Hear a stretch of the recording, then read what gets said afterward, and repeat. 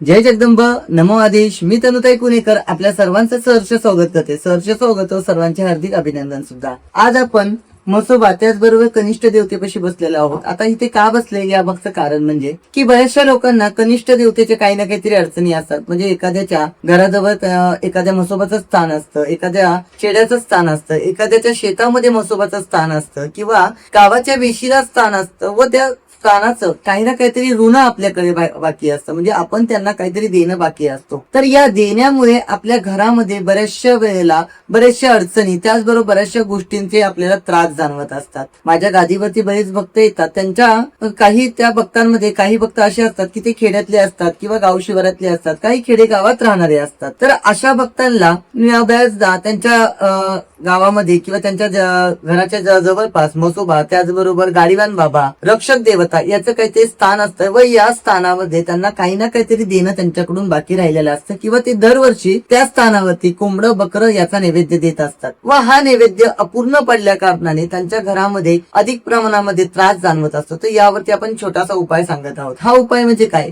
जर तुम्ही कोंबडं बकरं देत असताल आणि हे कोंबडं बकरं जर तुमच्याकडून जर देणं बंद झालं असेल तर त्याचा तुम्हाला त्रास जाणवत असेल तर तुम्ही दर रविवारच्या दिवशी एखादं कव्हाळ किंवा एखादा लिंबू किंवा एखादं डाळिंब हे त्यांच्या समोर फोडावे. त्याचबरोबर दही भाताचा नैवेद्य दर रविवारी त्यांना दाखवावा. त्याचबरोबर त्या देवतेला दर आमोशाच्या आदल्या दिवशी शेंदूर लावून घ्यावे, जेणेकरून तुमच्या घरामध्ये जर काही म्हसोबा, गाडीवान बाबा, रक्षक असे जे काही देवीचे असणारे गण, या गणांचा जर कुठला त्रास असेल हा कमी होण्यास मदत होत असतो. त्याचबरोबर या त्रासासहित जर तुम्हाला जर एखाद्या रक्षकांची जर काही बाहेरील बाधा तुम्हाला फिरवण्यात आली असेल तर काय करावं? जर तुम्हाला बाहेरील बाधा जर फिरवण्यात आली असेल, रक्षकांकडून जर तुम्हाला कुठल्या चौक्या फिरवण्यात आल्या असतील तर दर रविवारी जे आपल्या रक्षक आहे या रक्षकाच्या स्थानी जाऊन 3 लिंब व 1 कापूर हा त्यांच्या समोर जाळावा व हे पूर्ण जाळून झाल्यानंतर ही लिंब त्या रक्षकावरून उतरवावीत व स्वतःवरून उतरवून ती लिंब वाहत्या पाण्याला सोडावी. जेणेकरून